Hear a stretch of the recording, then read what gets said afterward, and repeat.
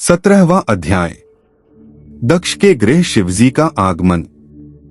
ब्रह्मा जी बोले, इधर सती ने फिर नंदा का व्रत किया। तब शंकर जी प्रसन्न हो प्रत्यक्ष रूप से उसे दर्शन देने गए। शंकर जी को देख सती ने किंचित लज्जा से सिर झुका उनके चरणों में प्रणाम किया। तब शिवजी ने कहा, हे सुव्रते दक्षपुत्री, मैं तुम्हारे व्रत से प्रसन्न हूँ, वर मांगो। उसके अभिप्राय को जानते हुए भी किंतु उसके मुख से वचन सुनने की इच्छा से वर मांगो उन्होंने ऐसा कहा। तब तो सती और भी लज्जित हो गईं और उनके हृदय में जो था वह न कह सकी। उनके अभीष्ट को लज्जा ने ढक दिया। वह शिव के वचन सुन प्रेम में मग्न हो गईं। शिवजी भी यह जानकर प्रसन्न हो गए।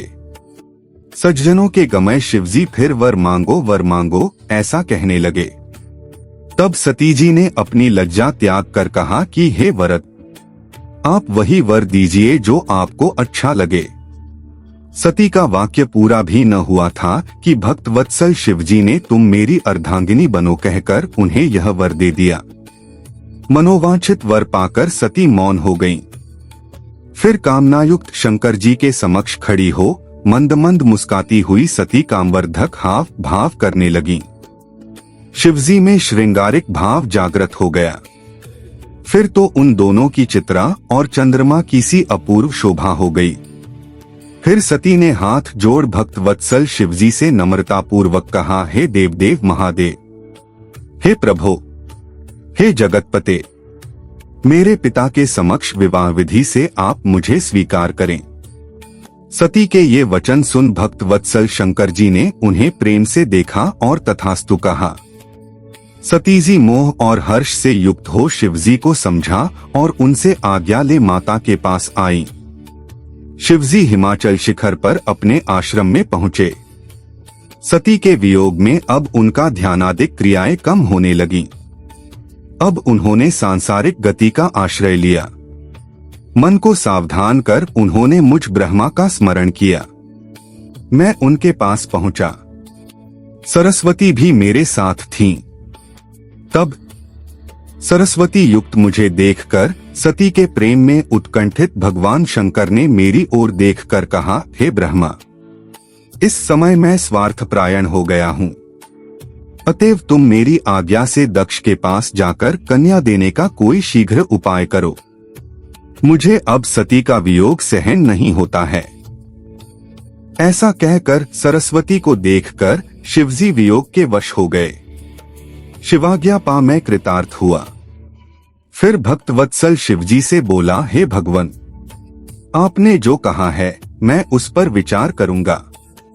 इसमें तो मेरा और देवताओं का ही भला है।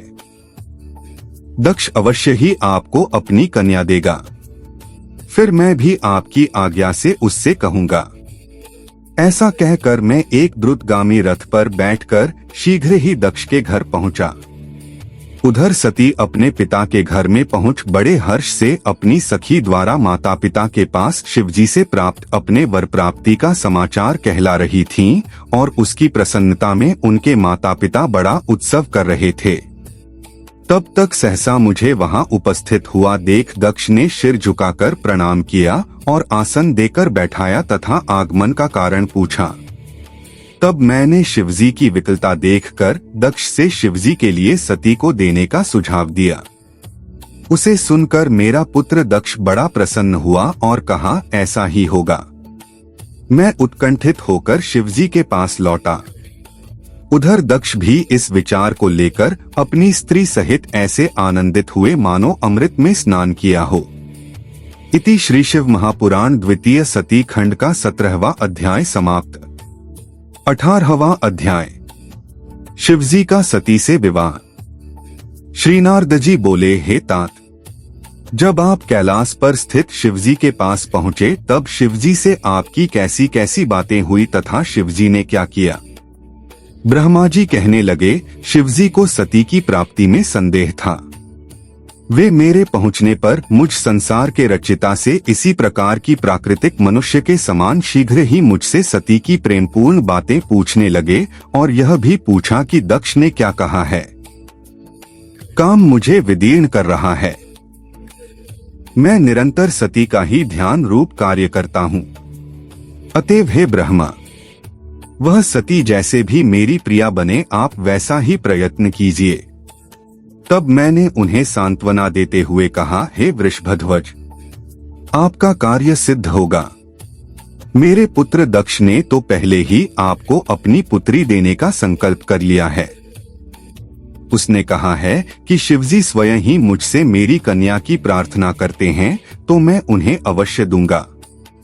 शिवजी जब भी चाहें शुभ लग्न और मुहूर्त में मैं उन्हें अपनी कन्या भिक्षा के रूप में देने को तैयार हूँ। अतः वृषभध्वज, अब आप शुभ लग्न और शुभ मुहूर्त का विचार कर उनके घर चलकर पाणी ग्रहण कर लीजिए। इस पर शिवजी हंस पड़े और उन्होंने कहा, अच्छा, तुम्हारे और नारद जी के साथ मैं उनके घर चलूंगा। इस अवसर पर आप अपने मरीचि आदि पुत्रों को भी बुला लीजिए और मेरे गणों को भी साथ ले लीजिए, तब मैं दक्ष के घर चलूं। मैंने अपने मरीचि आदि पुत्रों का स्मरण किया। वे सब मेरे मानसिक पुत्र बड़ी प्रसन्नता से शीघ्र ही मेरे पास आ गए और शिवजी के स्मरण करते ही गरुड़ पर बैठे भगवान विष्णु भी लक्ष्मी सहित चले आए। फिर तो चैत्र शुक्ल त्रयोदशी रविवार के दिन फाल्गुनी नक्षत्र में शिवजी ने वह यात्रा कर दी। मैं, ब्रह्मा और विष्णु आदि सभी देवता और मुनि उनके साथ हुए। मार्ग में जाते हुए शिवजी की अत्यंत शोभा हुई। देवताओं और शिवजी के गणों ने बड़ा उत्सव किया। शिवजी की इच्छा से हाथी, नंदीश्वर, व्याघ्र, सर्प और जटा तथा चंद्रकला आदि सब यथायोग्य उनके भूषण बन गए। फिर नंदीश्वर पर आरूढ़ शिवजी देवताओं सहित शीघ्र ही दक्ष के घर पहुँचे। दक्ष ने बड़ी विधि से उनकी पूजा की। हम सबकी भी पूजा हुई। दक्ष ने सबको सुंदर आसनादि देकर बड़ा सत्कार किया। फिर मेरे पुत्र दक्ष ने मुझसे कहा कि अब आप विवाह संबंधी सब कार्य कराइए। मैंने बहुत अच्छा ऐसा कहकर सब कार्य कराया। दक्ष ने नवग्रहों के बल से शुभ लग्न में शिवजी के लिए सती का कन्यादान किया। शिवजी ने सर्वांग सुंदरी दक्ष पुत्री का पाणी ग्रहण किया। समस्त देवता और मुनि स्तुतियों द्वारा शिवजी को प्रसन्न करने लगे। नृत्य गान का बड़ा उत्सव हुआ। देवताओं और मुनियों को परमानंद प्राप्त हुआ। शिवजी को अपनी कन्या का दान कर दक्ष भी कृतकृत्य हो गए। शिव और सती भी प्रसन्न हो गए और बहुत सा मंगलाचार हुआ। इति श्री शिव महापुराण द्वितीय सती खंड का 18वां अध्याय समाप्त।